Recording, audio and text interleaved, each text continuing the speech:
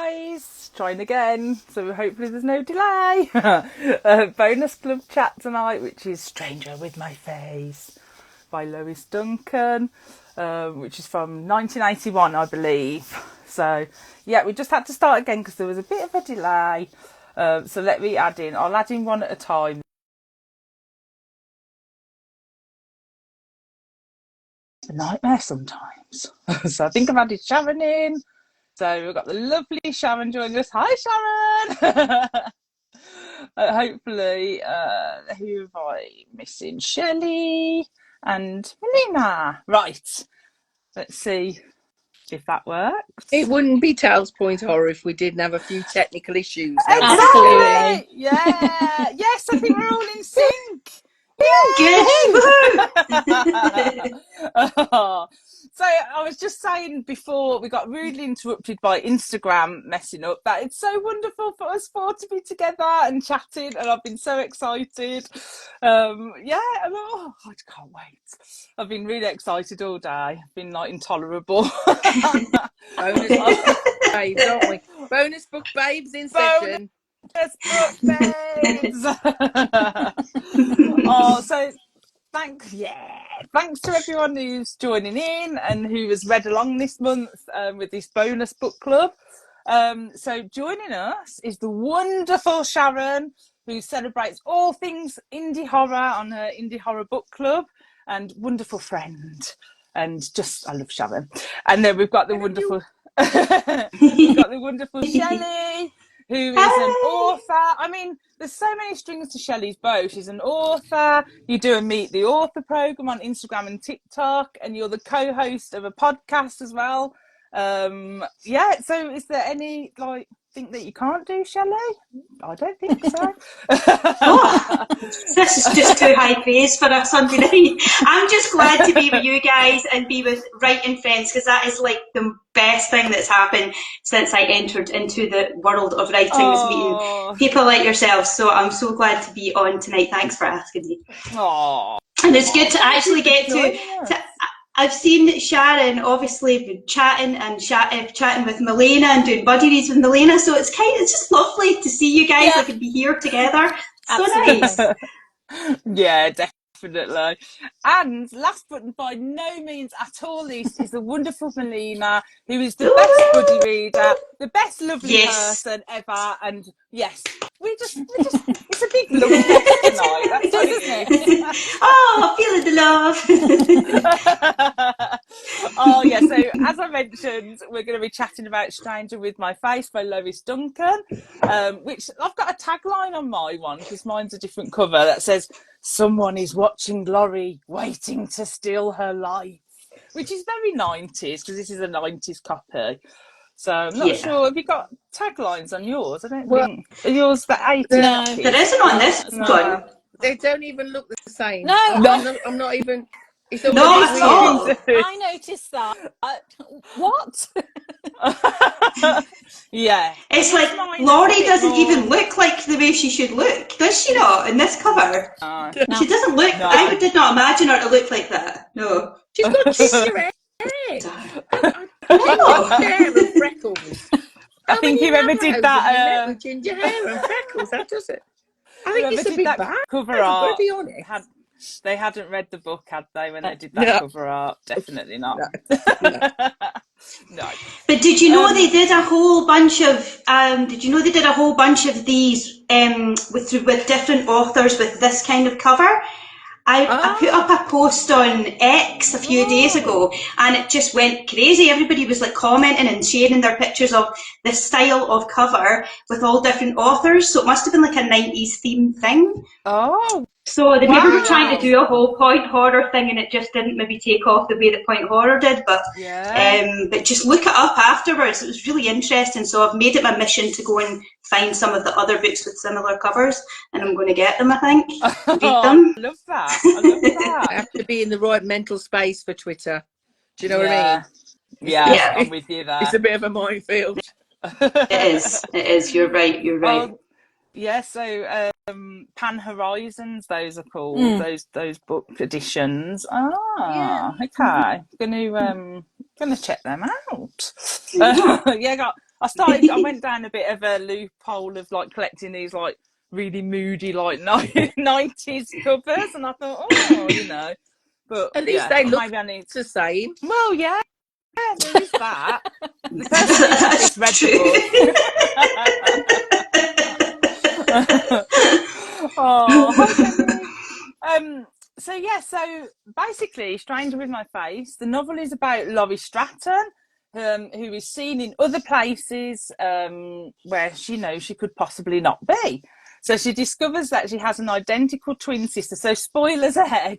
I always forget to warn. Spoilers.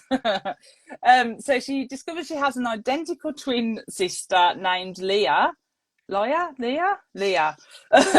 has been visiting her out of town using astral projection, which involves sending her soul outside of her body, all very technical.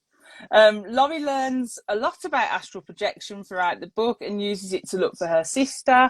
And during this time, crazy things start happening. And apparently, LOIS DUNCAN got the idea for the book after hearing about the concept of astral projection, which she thought would make a good plot for a novel. Which, yeah, I agree. It's very intriguing. And obviously, the novel kind of explores themes of appearance versus true self, the idea of a double and someone similar to you. And it's also, I always think and I always say, it's important to remember this was published in 1981, because some of the themes I don't think had aged too well for a modern audience. But it is always important. It was in 1981.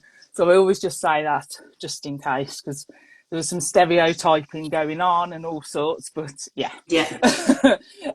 So LOIS DUNCAN did state that Stranger with My Face, along with Locked in Time, were her favourite young adult novels that she wrote. And I thought, oh, that's interesting. Heather's put spoilers, I'm out. Yeah, I know, all the spoilers here. And Kelly said she finished reading it an hour ago. Oh, it's better than the 80s cover, this one, apparently. Oh. And Raj said, I've seen the Pan Horizon covers on Insta. They are definitely a UK thing. Oh, okay. Check some of them out. Definitely. So, my first question is, and I know I asked this on your Spotlight post that I ran, but have you read LOIS DUNCAN before? So Sharron, I know you said you'd read I Know What You Did Last Summer and Down a Dark Hall, but you didn't quite relate that it was LOIS DUNCAN at the time. No, I haven't read I Know What You Did Last Summer. The only one I've read is Down a Dark Hall. Yeah. And I remember reading it, 'cause it's actually a really good book. I don't know if the rest of you have read it. But it's this like gothic, supernatural. It's set in a school. It's haunted. There's magic and dreams and secret letters, and it's all a bit kind of it's a bit kind of Mallory Towers. Ooh. If Mallory Towers were haunted and they didn't have so many midnight feasts. Mallory Towers. Yeah, you know what I mean? It's really good fun. I remember it being really good fun. I've just bought another copy so I can, because it might be rubbish now. I don't know. I mean, I was hungover in those days, so I don't know.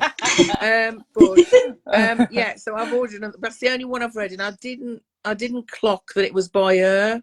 So until I saw it on your Instagram, and I went, oh yeah, I've read that one. Yeah. Oh no, I'll have to check that one out because I have never read that one. Narissa said it's a good one. So yeah, it is a good one. Kirsty said, I think I've read I Know What You Did Last Summer. Yeah, so I need to check that one out, definitely. And Melina, this is your first time reading LOIS DUNCAN, is that right? Yeah, I am. I didn't actually. She wasn't really on my radar. I knew that she'd written the book that I Know What You Did Last Summer is based on. Yeah. But I didn't really know anything about her. I didn't know that that she had such an influence on writing of her time, and that there's so many of her books. Although they're quite hard to get hold of, aren't they? Yeah, most of them. I was quite surprised at that, because I thought, although there are stereotypes and stuff in there, I thought the writing had aged really well. So I'm surprised that they are so hard to get a hold of. But yeah, this was my first one, and I should definitely be reading more. Probably the Dark Hall one, actually, Sharron. Yeah, that sounds so good. I'll be reading it that one. again. Yeah, we'll have to do like a group buddy read or something. Yeah, definitely. Oh, yeah. And Shelley, actually, you mentioned this on our last bonus chat when we did the Point Romance, and you said, "Oh, we'll have to do this at some point," because you read it when you was younger, didn't you? Yeah, honestly, I was so glad when you were like, "Do you want to do this as a special episode? And do you want to come on?" I'm like, "Yeah, I'll be there." But I read this. This was probably my favourite book in the 90s, but I haven't read it since, and I had read it a few times in the 90s. So I was kind of like, oh, is it still going to be as good as I remember? And then I was like, oh, what if I've got all of you guys to read this and like all the people that read along with you, and it's absolutely pants. I was like, oh, it's not going to be good. But I have to say, I do feel like the writing really holds up, even all these years later. I was really impressed. Like some of the descriptive prose in it was really, really good. And there was quite a lot of like little anecdotes sort of threaded throughout that I felt like I could really relate to my writing life. And I loved just the way that she ended the last paragraph as well. I just thought that was really, really, really cool. So yeah, I was glad to see I thoroughly enjoyed it, reading it again as an older person, even although I'm still really stuck in the 80s and 90s.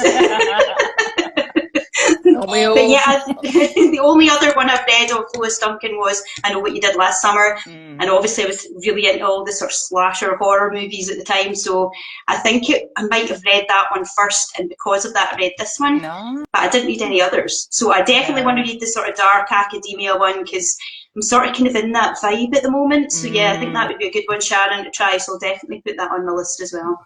Yeah, I just seen Heather put buddy read. Yay! Because you have a gigantic buddy read with like 20 people.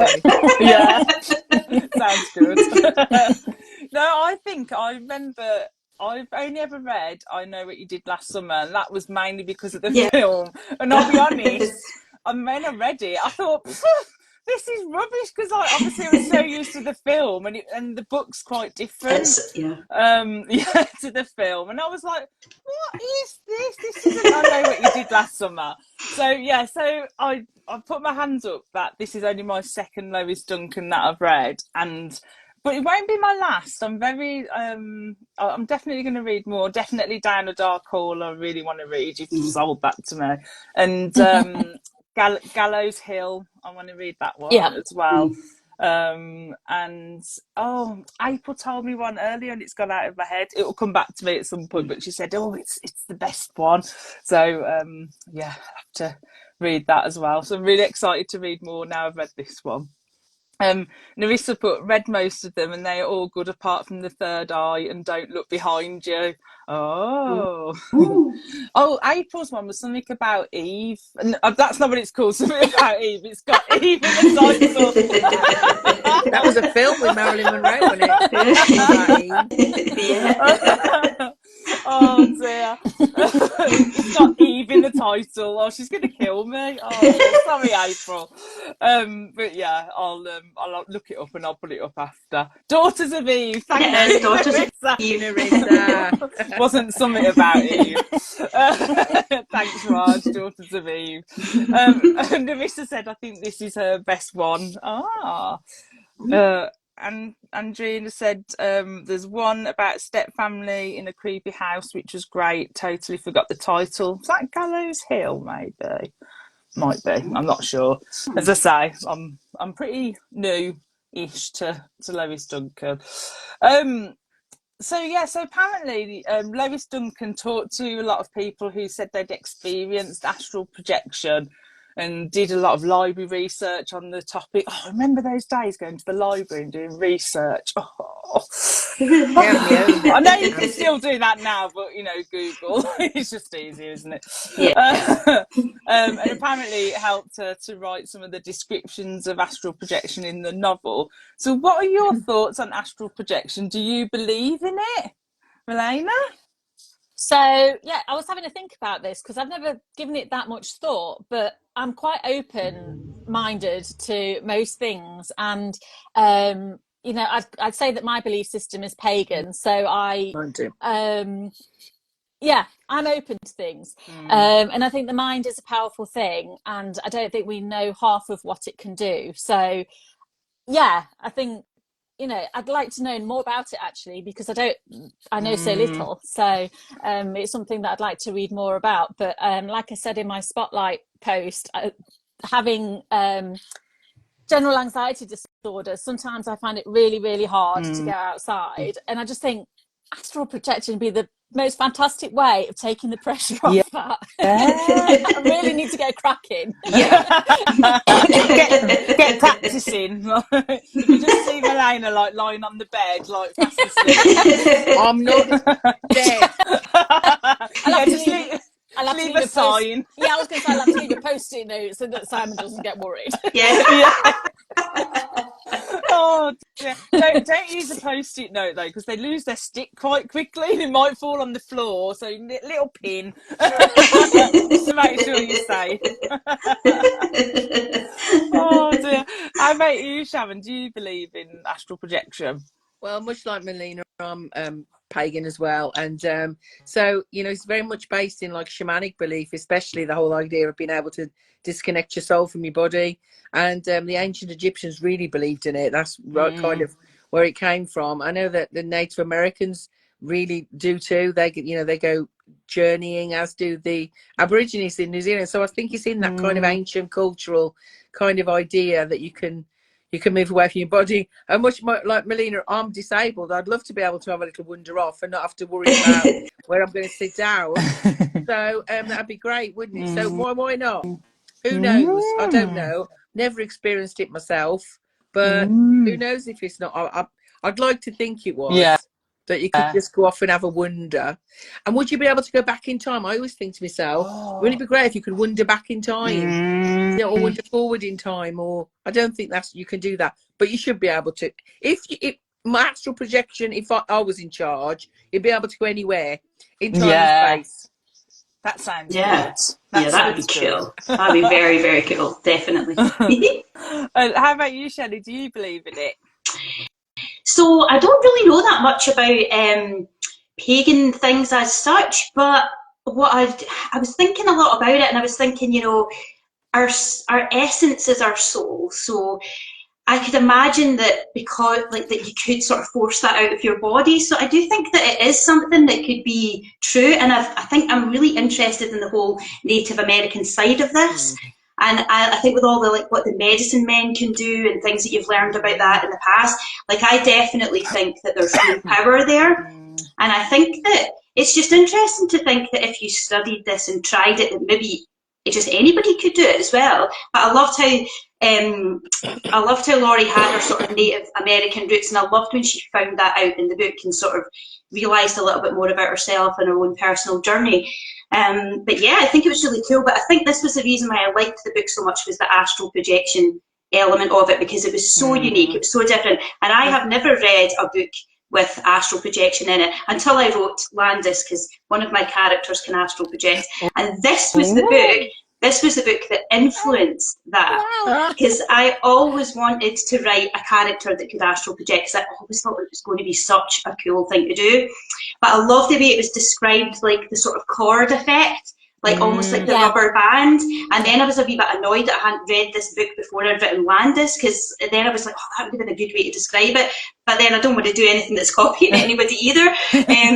But yeah, it just was very, it was very visually there because of that description. So I thought it was really cool. I think it's definitely possible, for sure. Definitely. And I love that, that you read this book years ago, in your teens, and then somewhere it stayed with you, all that time. That's amazing. I think that's brilliant. And for me, I do believe in it, and I'd love to be able to do it, just to experience it.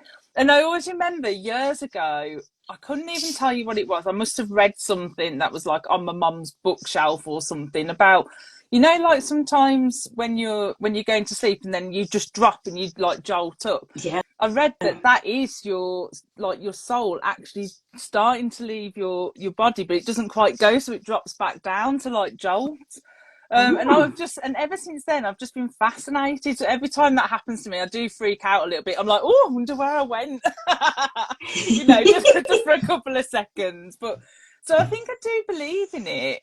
But I don't know. think I'd be a bit scared if it happened to me, because I'm imagining, like, you know, in Donnie Darko, like, and you know, you mentioned the corpse. I'm imagining some like Donnie Darko vibes would happen to me, where it's like I'll see like a murderous bunny or something. You can just imagine it. But yeah, so that's kind of, and that isn't astral projection as such, is it? It's open to interpretation, Donnie Darko, I guess, but it's like it does have like that kind of path that you should be following and things. Yeah, so stuff like that, like it just blows my mind, and but I'd like to know more about it. Yeah. So I'm really, really intrigued. But yeah, I do believe in it, and I think people, you know, could do it. And but I don't know, I'll be too scared to explore it myself, I think. Especially you know what I'm like. if someone's going to steal your body, that's pretty scary. Wow. Yeah, exactly. Although, you know, who wouldn't steal our bodies? You know. Larissa said the book about the step family was locked in time. Okay. Let's have a look at that. Yeah, Raj said, I felt like the style of this book, and I know what you did last summer, was completely different. Yes, it was quite a different vibe, really. Like in the 80s, she must have just gone like all. I think she did like change more to supernatural, and she just must have gone wild. Karen said this is her first Lois Duncan as well. Karen says, what was the movie where you can send your clone out to go to work for you so you can stay at home safe in your blanket with a nice cuppa? We should all just get those. That sounds good. I don't know if I want a clone. Can we get Yeah. one? Yeah, that would be really good. Very useful. Yeah. Kelly said Astral Projection was a theme in Point Horror title Twins. Yes, we haven't done that one for Point Horror. But yeah, they did use that in there. Yeah, cool. It is a good one. So Caroline B. Cooney. So yeah, she's pretty good at stuff like that. Yeah, she is.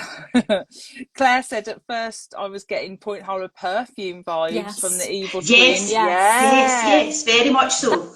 I'm so glad she said that, because I know I'd read something that gave me those vibes, but I couldn't remember which Point Horror it was.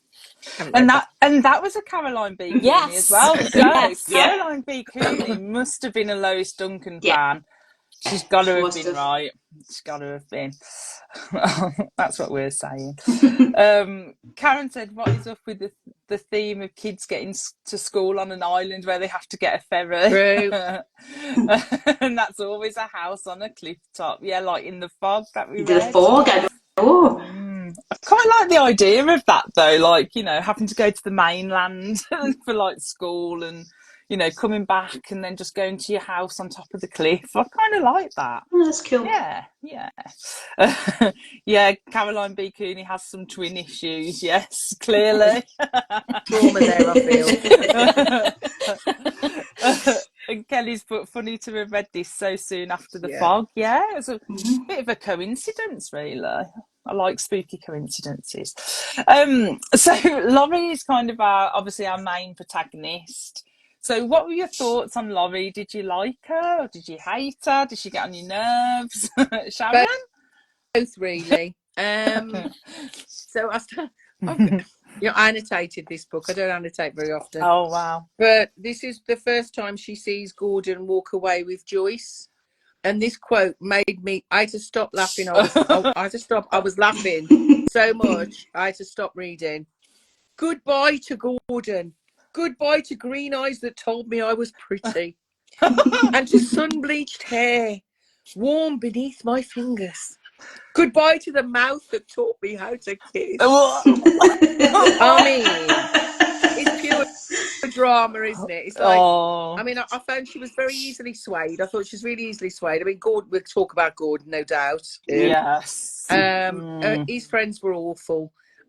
Helen was lovely, but she was kind of a bit all over the place, I felt a bit. And then when she became obsessed with Leah, you know, to the detriment of her family, even though I know it was a shock, it was just, I don't know, she just seemed a bit, I mean, she came around in the end, didn't she? But I think it took her a long time to realise that Leah wasn't actually that good. Yes. And but I just thought her obsession with Gordon, I just made me cry laughing, really. But I did like her as a character. I thought she was a bit of everything, and I think it made her a very well-rounded kind of. She was like a very confused hormonal teenager, and you felt that reading it, didn't you? Yeah. So I did like her a lot. Yeah, I did. Yeah. How about you, Shelley? Did you like Laurie? Yeah, I think that she was that sort of typical, the way that a sort of YA book was in the 90s, that typical, like, really annoying character, and you're like shouting at them, come on, and see sense, at the very beginning. So I felt like her character arc was actually really quite well explored throughout the book. And I did love how it sort of turned out at the end, and how she was ready to kind of fight for what she believed in.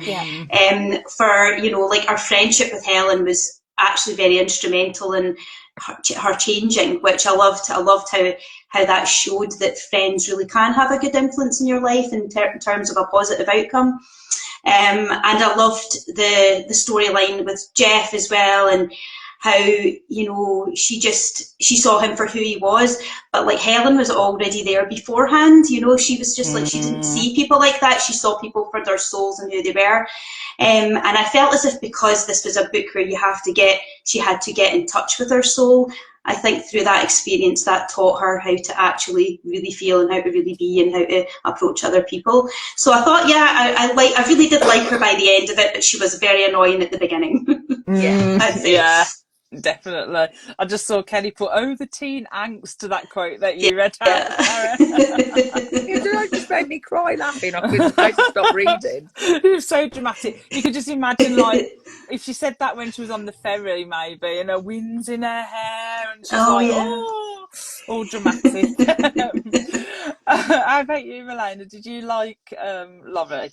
I liked what a journey she went on, not just the astral projection, but she started off like completely defining herself via Gordon. So she actually says, I've got an identity now, when she starts going out with Gordon. And it's like, that's how she starts out. And then, through all the friendship stuff, and then having to navigate the whole adoption saga, and then finding her way with her sister, and then the whole astral projection thing. She goes through a lot in this book, doesn't she? Yes, she does. So yeah, I really enjoyed that, but she let me down at the end. Yeah, I know, because I thought she didn't really fight for Helen's friendship. No, whatsoever. She didn't. And I just, for the impact that Helen had, and I know, like, her parents were saying don't get in touch, whatever, but as a teen, that wouldn't have particularly stopped me for true friendship. So she let me down with that.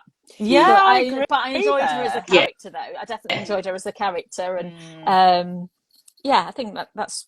That was a good point. Yeah, that was the other thing as well, and I really appreciated, like, the whole. Although I'm a firm believer that. Blood relations doesn't mean family, that, family is who you make it. I'm a firm believer in that from my own experience as well. And it does take her a while to learn that. But she does learn that, and she firmly learns that. And I really felt for her. At one point she says she feels a sense of loss in terms of Leah.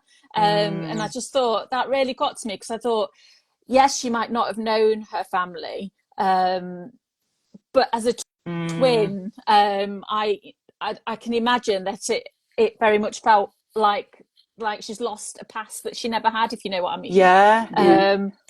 So I really felt for her in lots of ways. And like a past that she didn't have the chance to get to know properly, really, as well. And then definitely, like, I understood her obsession with Leah. So, like, I know she completely dumps her family, doesn't she? All she does is wake up and think of Leah. But that kind of obsession, I thought that was also such a teen thing as well, because I remember, like, when I was into something, I was 100% into it, and that's what I did. And I just, I really connected with that. Yeah. With me, it was normally boys. I would normally like lie on my bed pining about boys, like for so many hours, like wasted hours pining about. Oh, does he love me? Does he fancy me? Oh dear. If I think about it now, I'm like, how much time did I waste like listening to like PJ and Duncan Internal Love, like Oh, Shelly. pining.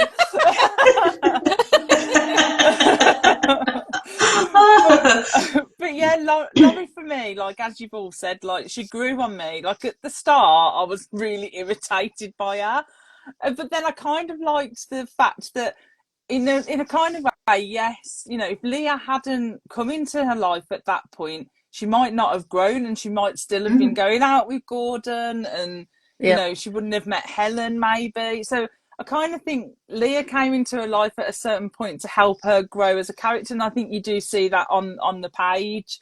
And by the end, I liked her a lot, although I forgot about the Helen bit. So you're right, Melina. She did let me down there, because yeah, you totally would have fought for Helen. She was wonderful. But yeah, in the end, she grew on me, and I liked her a lot more. So let's just rip it off like a plaster and talk about Gordon just really quick. We won't give him too much time. Shelly, thoughts? Yeah, somebody had written a comment on one of your posts, and they just put like Gordon yuck, and I was like, well, that pretty much sums it up. Was that you? Was it? I was like, yeah, that is definitely just him. Yeah. I mean, I think that he sort of represents that sort of typical teenage boy who thinks he can do whatever he wants and treat women whatever way that he wants. And I sort of like the way that she did stand up to him, and like, you know, she didn't need him anymore when Helen helped her see what real friendship really was. And I definitely do agree with you as well, Melina, about Helen. I feel like she definitely needed more airtime at the end, and I would have liked to have seen what happened to her. Like, I kind of liked the way it went in the film more than it did in the book, but we'll probably talk about that later. And I felt like I just wanted Gordon to go away, and I wanted to see Jeff. Yeah. But I feel as if, in terms of Jeff, I would have liked to have seen a little bit more to their romance at the beginning. It sort of just kind of came out of nowhere that he had feelings for her, and I wish that they'd replaced the yucky Gordon stuff with Jeff. I don't know how you guys feel about that, but no, I agree there, because I thought Jeff was into Helen. Yeah, so did I at first. Yeah. And then all of a sudden there was a U-turn, and to start with I was a bit like, oh Jeff, I did like you, but like, you know, as soon as Helen's in a coma, you're after Laurie. That's how it kind of felt. It did seem like that, but then he said, when she said, "Oh, why are you here?" And he says, "Well, I'm here because this is where you live." And I was like, it was a really nice line, and I was like, oh, he likes her. And then it sort of comes out, obviously, that Helen was just a best friend of his, and he spoke to her about it. And I kind of liked that was represented. Like same with the other bonus book that we did, the Summer Dreams Winter Love. I liked how there was a strong element of male-female friendship, but there wasn't anything else other than they were friends with each other. And I think that's nice to represent that men and women can be friends together. It doesn't always have to be, you know, love involved. But yeah, Gordon had too much airtime for my liking. I would have liked to have seen more happen to him, like more comeuppance. Yes. He's just one of these guys that, like, I think it is relatable to your teenage years, because there were guys like that, and they probably are still like that throughout the entirety of their lives, which really annoys me. So I would have liked to have seen more, you know, him to get a little bit of, or somebody gets revenge on him or something. That would have been good. Pushed off the ferry. That would have been good. Yeah, pushed off the ferry. Oh, how about you, Sharron? What did you think of Gordon, and then obviously the other budding love interest that went on with Jeff? You know, I'm not a romance person, as you know, Shelly. It annoys me, that part of it, so I tend to skip over it, if I'm honest. I found Gordon really creepy. Yeah, I just thought it was like that. It was that line, wasn't it? Oh, Laurie, he treats you like you're a puppy on a string. And he just but then he was incredibly jealous when he thought she was with somebody else. He didn't want her to be with anybody else, but he didn't particularly want her. I mean, we've all met men like this. Come on. I mean, they exist, don't they? He was just really creepy, and I agree. I'd kind of hoped him, you know, Leah would have pushed him off something, to be fair. Yes. In my opinion. Whereas, and Jeff. I mean, I liked Jeff, although at the end that kind of it petered out, didn't it? Yeah, that let me down as well. That It's did. like, okay, so 1 minute you're madly in love and saving each other's lives, and now you're just what? That was a bit weird. But yeah, he was just a creep. He was a creep, and so were his friends. Yes, and all of them awful. Actually, they were all awful. Yeah. And Helen was proper mean, proper friends. awful mean girls. Yeah. So the romance parts, you know me, I kind of go over those parts. I skim them in my head. Yeah. How about you, Melina? Did you like? No, not did you like Gordon? No. Did you hate Gordon? Did you like Jeff? So Gordon, I just wrote down no redeeming features whatsoever. No. I messaged Shelly saying I'm so furious with him. He was just he was manipulative and controlling, and the gaslighting and the double standards. Like, I can have a kiss with another girl, but no, you must not do anything. It's just like toxic masculinity. Absolutely. Indeed. It was so, and like you've said as well, that you can imagine him growing up and being exactly that kind of man as well. I don't think he will have learned any lessons from anything. No, but, definitely not. Yeah. And did you like the love interest with Jeff? I did. Yeah. I doubted myself then. I did. I liked how Laurie tells him that that she sees his scars, and she understands that they're part of his story. So she doesn't ignore them, but she says they're part of who you are, but they're not everything. Yeah, and I just thought that was a really lovely moment. But then, like Sharron said at the end, like it just nothing. It was like a final paragraph, wasn't it? And it was just like, well, what's happened? She could have left that bit out. Yeah. Well, I found the whole scene like when they'd fallen down the cliff. I know I'm laughing, but I found it funny because I had to reread it a couple of times because I was trying to understand, one, how she'd fell, and then two, that Jeff had been down there for so long and she just happened to fall in the same place. Like, I was just trying to envision it, and then the whole scene was just like something out of like Saw. It was a hole, right? It was a hole in the cliff that fell into a cave. Because I had to read back and thought, because I thought, no, that can't be a cave. But then you read and you realise he's fallen through a crevice that goes into a cave. So that's why she ended up in the same, or landed on top of him. Poor bloke, because if he had enough going on. Oh no. I think that's how it. I mean, I might be wrong, but that's how I read it. Must be. For some reason in my head, I don't know why, I couldn't get out of my head that they were on some type of balcony bit of the cliff. I don't know. It was just blowing my mind. you know what you do when you fall off a cliff, you land on the balcony. But I don't know, that whole scene, I did kind of laugh a little bit at that. It wasn't even funny, but I just thought, oh dear, bless them. It was very dramatic. Kelly said, I think Laurie was longing for more friends, so was excited by the idea of having someone her age that she connected to. So that's talking about Leah. I agree with that. And Kelly also said, I think she had to make quite a few mature decisions at the end, like not to contact Helen while she was recovering, as she had no memory. Yeah, because that's a point. Because like, would it have damaged Helen more because she didn't remember those 4 months, that period of her life? So was she actually helping Helen? Do you see what I mean? Like, we're not forgiving her. No. I tried to stand up for you, Laurie, but no, we're not forgiving you.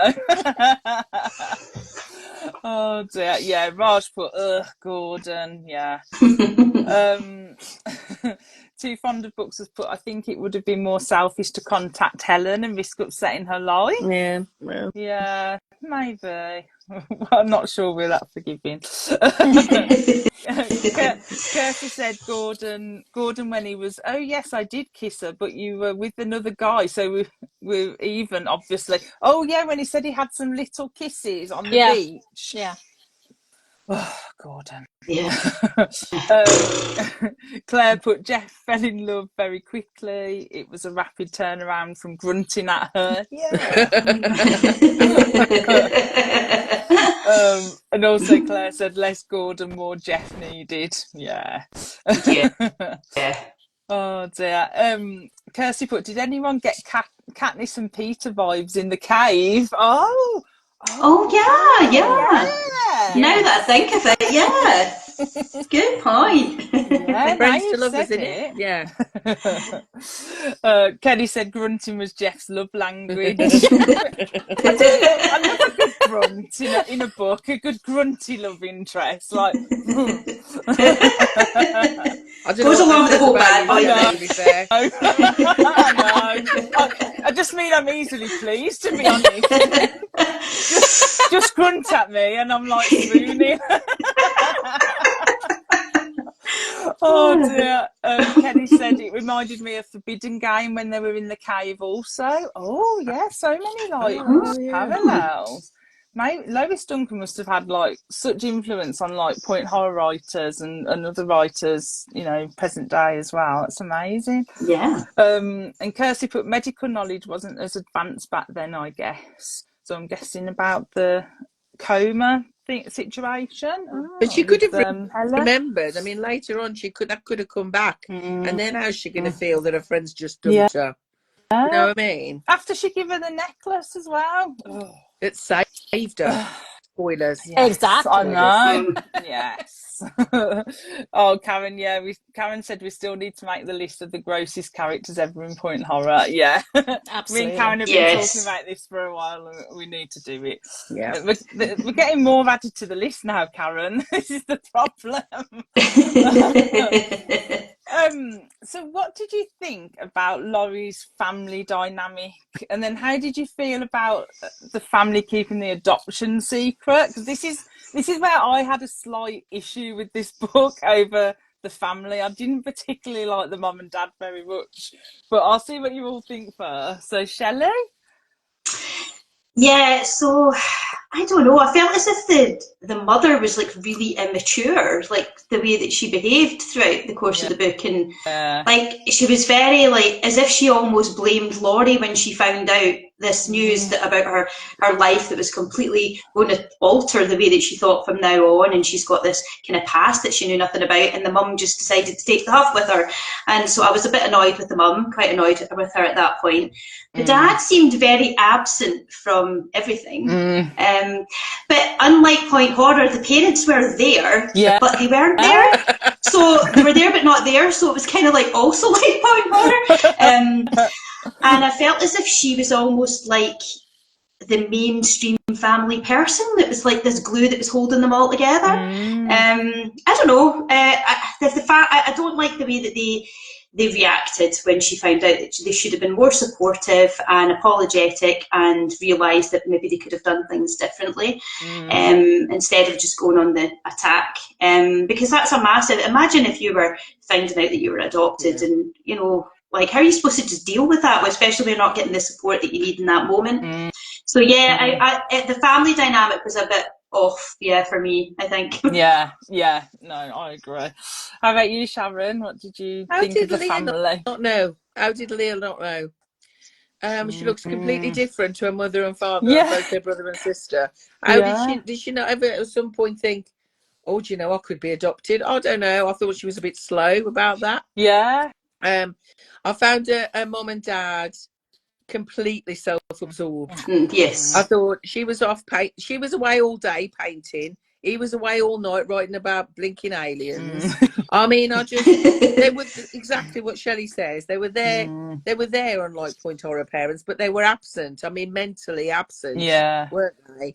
Yeah. I did like her brother and sister, especially her sister. Yeah. The only one. She was so cool. Her sister was cool. Megan, she was brilliant. brilliant. Yep. Loved her. I she even was like good. Neil. I thought he was funny. Some of his lines were really funny. Yeah. But yeah, very strange, weird dynamic family, I think, to Mm. be honest.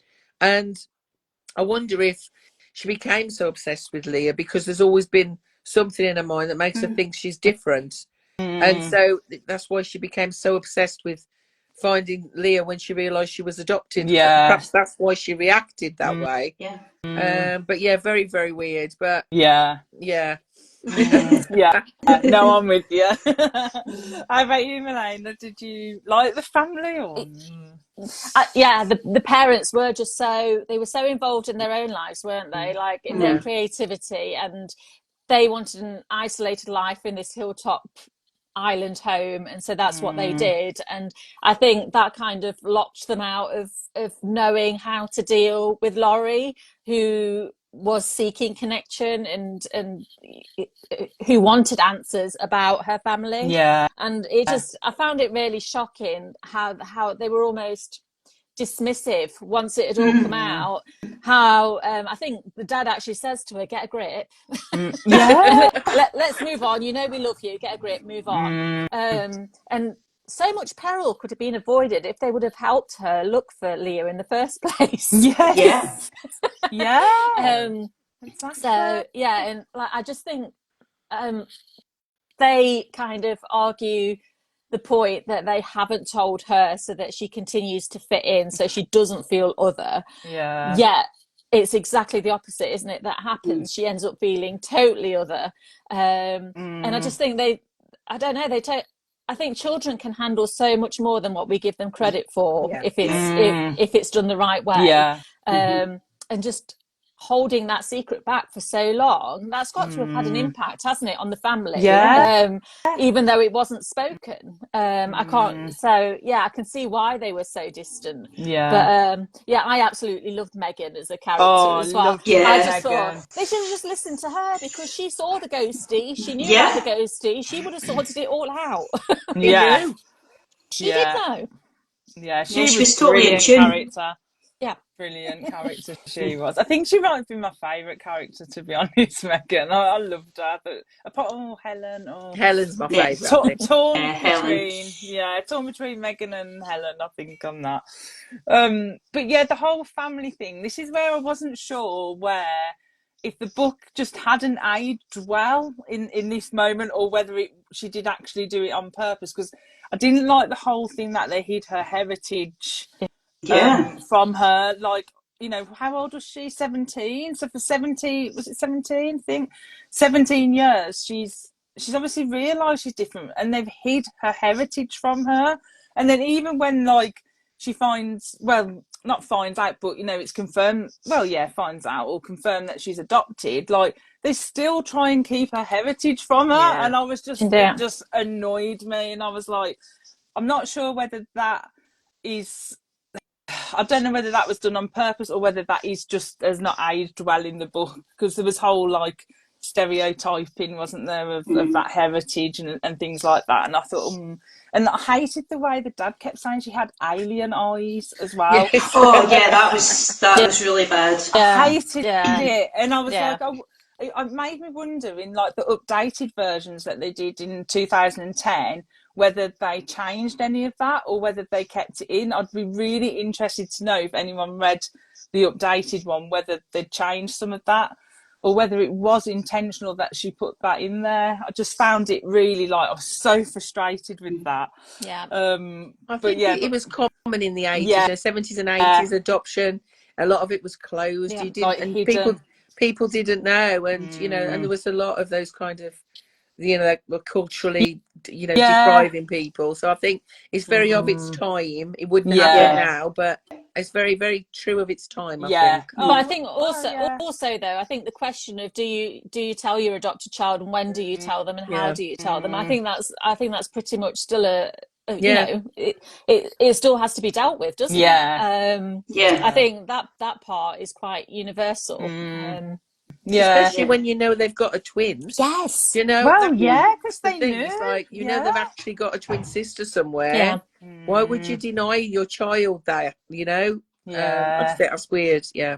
Definitely. And I think when kids are really young, like kind of like what you said, Melina. I think that children are very resilient, and they actually, when they're the younger they are, that they don't mind if you explain things to them in black and white, because they're just like, oh, okay. And I mean, I've certainly experienced that with my own children, and I think that if it was me, now I'm not trying to say how anyone should do things, because everybody should make their own decisions for their own family, but if it was me and I had adopted a child, I think I would go with the telling them at a young age and explaining that they were chosen specifically by us because, we loved them straight away, kind of thing. And I think a child would love and appreciate that, and then they get to make their own decision when they're older if they want to reconnect or find their family.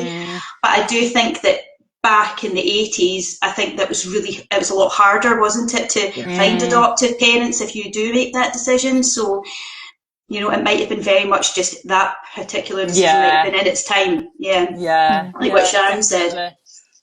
Like a sign of the times kind of thing. Yeah, definitely. That's why I always say, I appreciate that the novels were, back in the 80s, 70s, 90s, of their time, and we can't erase that really, but I was just so annoyed. I was like, what are these parents doing? No.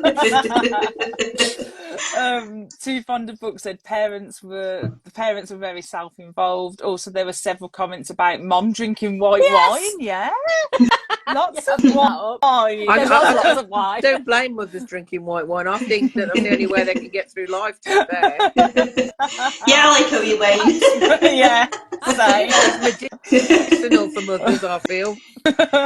Yes. It was funny though, like every time they kept saying, we can't discuss this until we've poured the wine. Yeah, the dad says that. Yeah, I'll talk to you, but I need to get some wine first. I love that. Oh dear. Claire said there wasn't much space given for Laurie to ask questions or discuss her feelings. It was very much an attitude of just get over it. Kirsty said maybe they were astral projecting Karen. I must have missed something there. Mentally absent parents. Karen said maybe they were astral projecting. Zombie the book eater said, and people talk about horrible parents we are nowadays. Yeah, exactly. Oh dear, we obviously just need to drink more wine. I'm on that train. Good plan. Raj said it's like they didn't want Laurie to talk about the whole adoption process, which was just bizarre. Yeah, definitely. Kelly said the parents' response explained her need to go after Leah more. Yeah, that's true. Yeah, they pushed her, I think. They pushed her that way. Yeah, definitely. And Sally, Too Fond of Books, said her dad kept saying she had alien eyes. Yeah, that annoyed me. Yeah, I mean, I know he was a writer and he wrote about aliens, but still, like, it's a bit inappropriate. Yes. Too Fond of Books says sister was great in the book but annoying in the movie. Oh, we're talking about the movie. It was a different sister. It was a different name. Totally. That's right. Oh, and Kirsty said I listened to the audio, so all the name spellings are blowing my mind. And Kirsty said there's a movie. Yes. We're going to chat about it next, definitely. So we all watched the movie, right? We all watched it. Sharron, thoughts on the movie in all its cheesiness? Wow. Did they read the book, do you reckon? I mean, it was totally different. It didn't look like Laurie. They killed her dad off. Spoilers. Why did they do that? I didn't get that. And her dad was the artist, and her mum, she didn't say what her mum did. She just seemed to be there. The sister was a different name. It was just a bit weird. It was just a bit weird, and I watched it and I was just like, okay, so they've taken like little bits of it of the book and just created a completely different story. And like, the ending of the film, which I'm not going to say, but just in case anybody wants to watch it, is so completely different from how it should. It was just like, well, okay. I mean, visually that looks more dramatic. What happened in the film? I get that. But I like the whole, carved necklace, throw it at her, she sparks out. I loved all that. In the book, Yes, in I the love book. that ending. So I just, it was weird, wasn't it? It was weird. It was. Yes, it was. I'm still confused, if I'm honest. Shelly, what did you think, Shelly?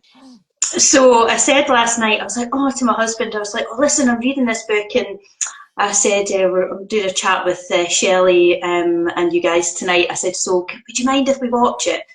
And he was like, aye, that's fine, put it on. And like halfway through, I sort of looked at him and I was like, I'm really sorry, because it was just like, it was just like such a kind of made for TV, terrible acting. And it was like so bad that you kind of like it as well, but he didn't feel that way. And at the end, he's like, that's 90 minutes of my life I won't be getting back. He's right. And it really annoyed me that they hadn't sort of stayed true to Laurie's roots in the film. I was like, why would they not have done that? So that annoys me. It was very, very different. It was really, really cheesy. But I did not like it. I liked it. I kind of liked it. I think it was just because of the connection to the book. And there was a line in it that I absolutely loved, that I wrote down actually, and it was from Jeff, and he said, everybody has their scars. It's just that you can see mine. And I just thought that was quite poignant, and I liked it because I think that obviously we all do have scars, and some of them we can see and some of them we can't. Definitely. So I liked that. That was a good line from the movie. He wasn't scarred enough, though, was he? I didn't think. I was thinking like Bart Freddy Krueger. I was a bit disappointed. Yeah, I know. We just had. Yeah, it was just like a little line down one of the sides of his face, isn't it? It's like when I'm like at work and I accidentally put my red pen the wrong way. And I end up with this line. Or what happened the other day was I was eating some strawberries. Right, this is true story. I was eating some strawberries and I thought, God, I've got it all over my hands. So I wiped my hands with a tissue, and my friend came down from upstairs and she's like, what have you done to your face? And I looked in the mirror and I literally had like red fingerprint. I must have done like that at some point, and it was literally all over my face. So yeah, that if you imagine what his makeup looked like, Oh dear. How about you, Melina? Did you like the film? It was very cheesy, wasn't it? It was, and I really enjoyed the kind of early 90s absolute cheesiness of it, with all the 90s cheesy music and the shadowy visuals, and every other scene was like of the bay, wasn't it, and of the sky, and it was all very moody, and I can imagine that if I would have watched that as a teen, I would have quite enjoyed it, to be honest. I mean, it had Laurie had I don't know, a bit of Sabrina the Teenage Witch kind of vibes. Like I probably would have enjoyed it a lot as a teen. But no, I had fun with it. I thought it had absolutely nothing hot. Well, they picked out tiny little bits of the book to use, didn't they? Yeah. Made it their own thing. But I had a good time. I'm very impressed, Shelly, that your husband watched it with you, because my husband wouldn't have. Mine didn't. Yeah, I think I'm going to be paying for it for quite a while, to be honest. Oh dear. Yeah, my husband walked in and he was like, what's this rubbish acting? And I said, and straight back out. It was 10 minutes into the film at that point, and I was like, don't be so harsh. And then, anyway, I'm glad I read the book first. Yes. I think if I'd seen the film, I probably might have enjoyed the film for its cheesiness. And then read the book and thought, oh my God, this is different. Like with I Know What You Did Last Summer, which is very different. Yeah. But because I read the book, I just watched it incredulous. I was like, what? What? So it's just, I think, and I quite enjoyed it. I quite enjoyed that confusion. Don't get me wrong. At my age, any kind of mental stimulation is good for me. It was like 90 minutes of pure like. I would think I've got like extra frown lines. Like, But you know, I do recommend checking it out. Like, It's it's definitely. on Prime, so it's free. So it's worth checking out just for like comedy value. Definitely. and it's got the actress who was in Final Destination 3. I can't remember her name, but all I remember is in Final Destination 3 she was the one with the nail gun. Oh, So yeah. Great death. And the mom out of Chucky, out of Catherine Hicks, yeah. Yeah. She got downgraded there. Heather's put, I was upset. This is about the book. I was upset that the mom kept saying it was upsetting her. So about the adoption, like, okay, Laurie just learnt that her whole life has been a lie, and it's all about the mom.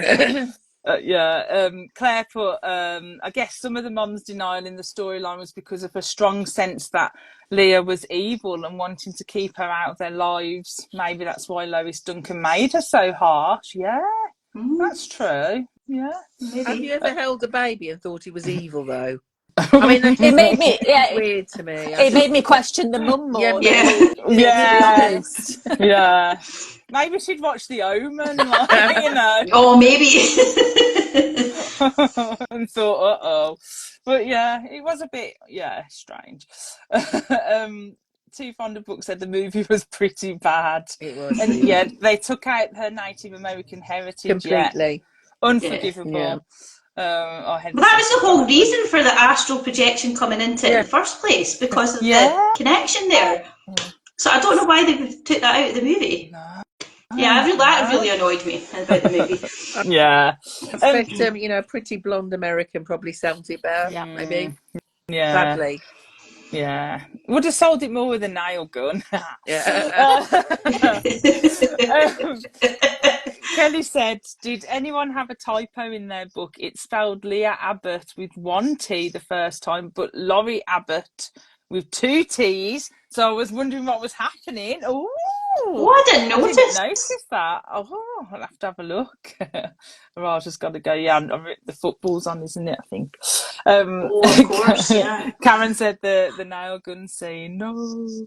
Claire said, I thought it was odd when Laurie was fading away when she didn't pop into Leah's body to re-energise herself, or would it only have worked with her own body? Well, in astral projection, if you do that, you can only switch with somebody who's genetically similar to you. You can't jump into somebody else's body if they're not genetically similar. According to I didn't know that. Right, astral projection law, you can't do that. I mean, in fiction you can do anything, but supposedly. But if she'd have gone into Leah's body because she was already in Laurie's body, they would have locked, and she wouldn't have been able to get out. Right. See, okay. Sharron knows. But it would have been good if they could have put that in there and explained that. That would have been a good idea. It's like a plot hole. I'm going to give her a ring. Interesting. Very interesting.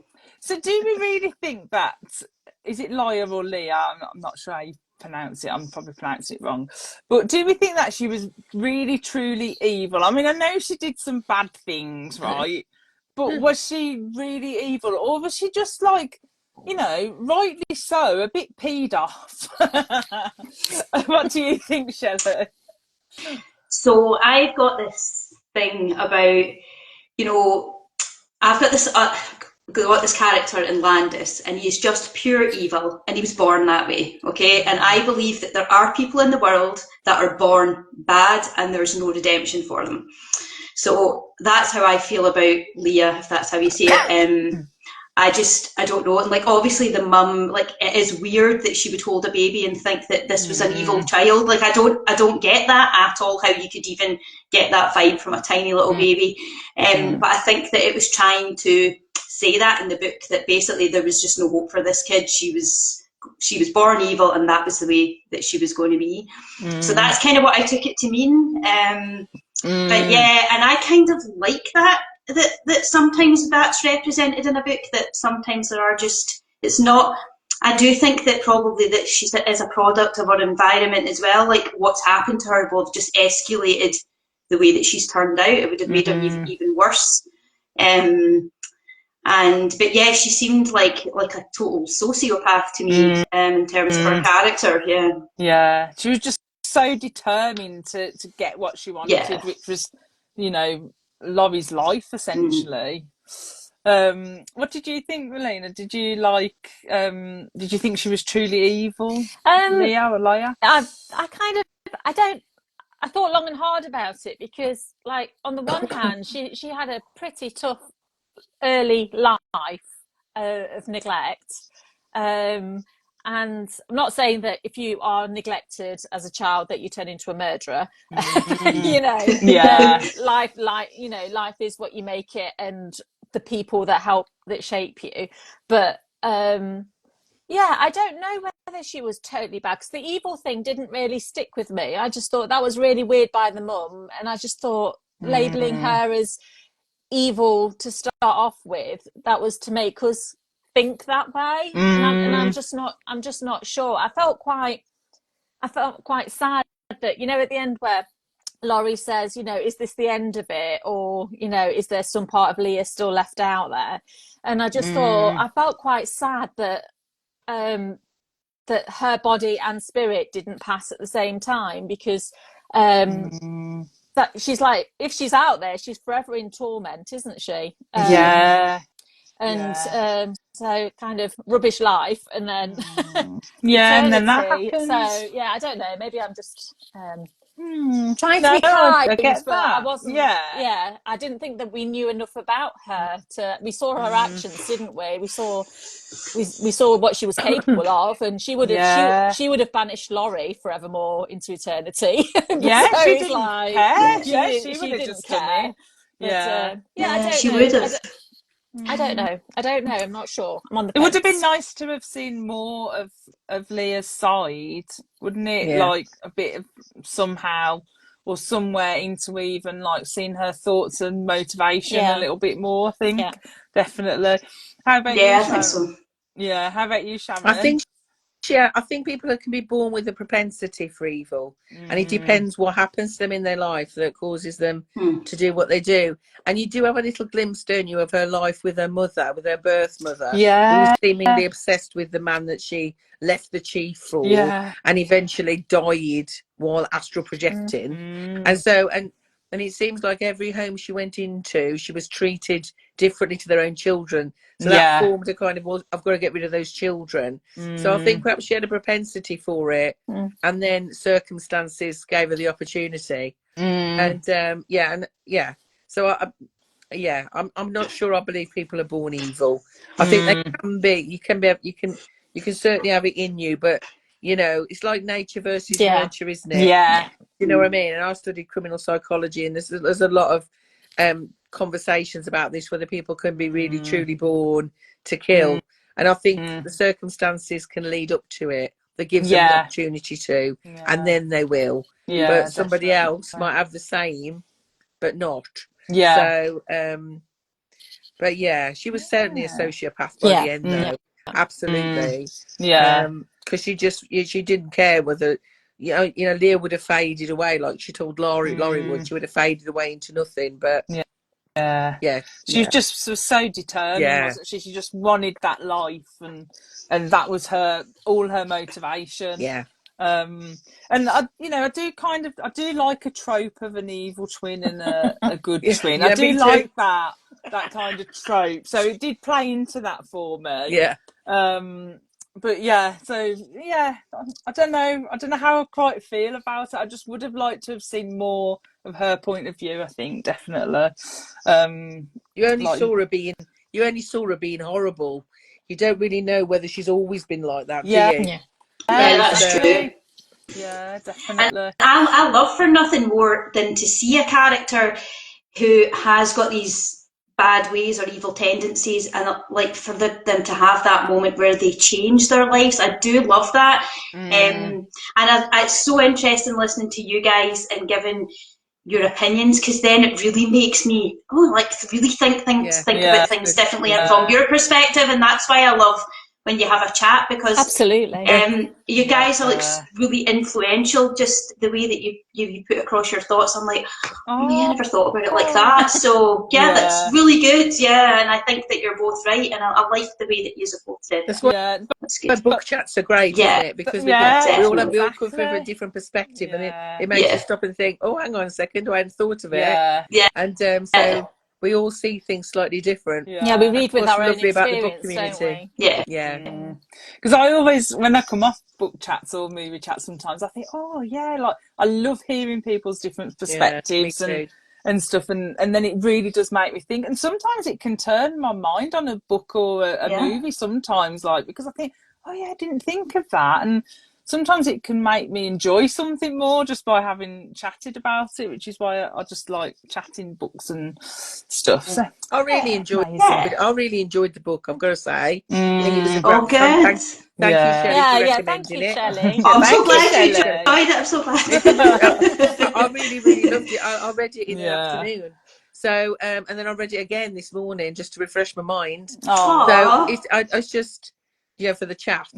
So because my brain's not functioning on the higher levels at the moment. But I loved it. I absolutely loved it. I thought it was brilliant. Oh, I'm glad. Yeah.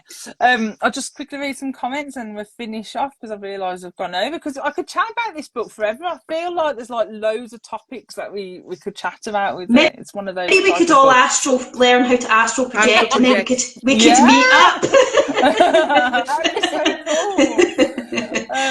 So Kelly said, I thought there would be more of an explanation as to her motivations, being the one left behind, having less than her and her twin sister.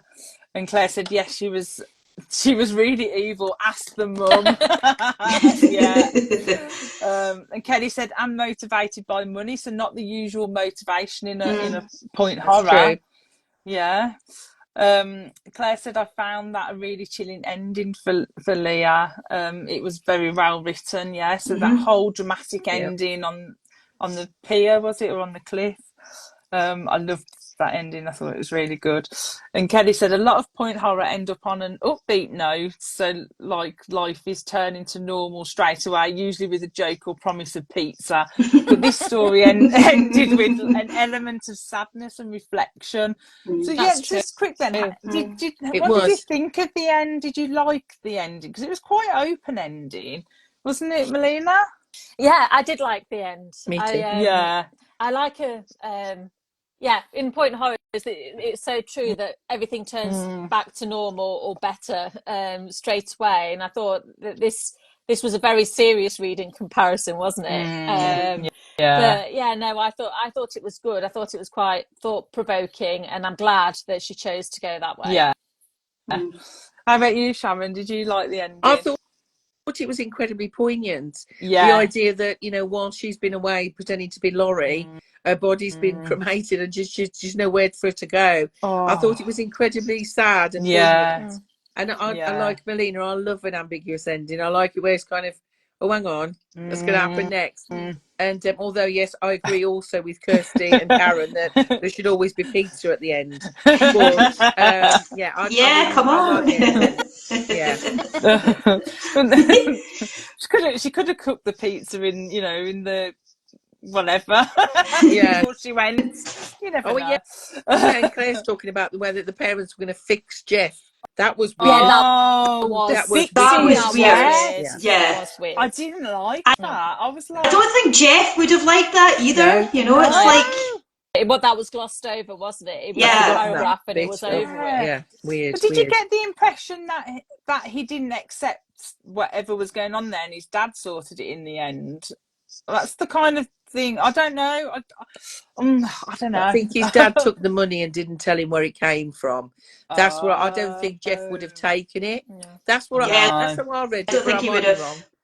Yeah, I forgot about that. Yes. That was weird. Claire's just mentioned it. I'd forgotten that too. I'd forgotten that. Good point. Yeah. Oh, how about you, Shelley? Did you like the ambiguous ending as well and the dramaticness of it? It was all very Yeah, dramatic. I did. I think it sort of kind of closed it off all very quickly, because when I was reading it, I was like, "There's only 10 pages left." I was like, "How is this all going to just end up so quickly?" But I actually thought it was very well done, and it didn't. It certainly wasn't drawn out, which sometimes drawn out endings annoy me. So I do like how it did that, and I felt like just the very end. I felt it was very true to life, in the sense that, you know, who really ends up with her first love? Nobody. So I felt as if it was kind of like she'd grown and she'd matured, and she was like, you know, this has been, you know, great that I've had this person, but who knows what's coming next for me. And that's very much like everyone goes on their different directions. Maybe they'll meet up again when they're, you know, 10 years down the line and reconnect, but probably not. But for now, this lad sort of owned a piece of her time at this moment that helped her get her through to where she's going to end up. So I liked it. That too. Yeah, I love that as well. So out of 5, if you do give star ratings, if you don't, you know, you don't have to answer. But out of 5, what would you give the book, Sharron? I'd probably give it. I don't star on content. I star on vibe. Yeah, and I don't star anything less than 3, because anything less than 3 I would have DNF. Yeah. So to me, this is probably about a 4. Yeah. It's some things that made me laugh, and some things I didn't. I was just weird, and some of it was a bit outdated. But on a whole, I thought it was a good, solid story. So, and I really enjoyed it. So it was a 4 for me. Yeah. How about you, Shelley? I mean, it's a reread for you as well. Yeah, for me it's difficult. I want to give it a 5 because I loved it so much as a teen, and it really has influenced my writing.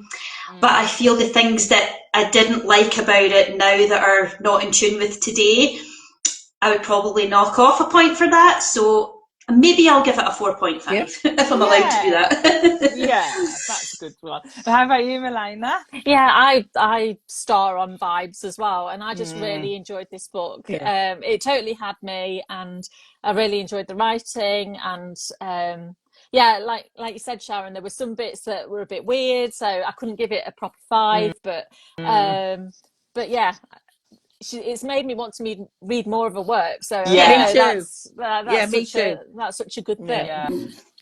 Yeah, definitely. I would say for me, like 4, the same as you, Sharron. Like, definitely, just like it wasn't. I mean, I found it quite a slow burn to start with, but then once I got into it, like the second half of the book was a lot quicker pace for me. I read it more quicker. More quicker. I've lost words. Lost it. Faster, that's what I meant. Oh dear. That's what we say in the Midlands, though, lovely, isn't it? More quicker. More quicker if you go that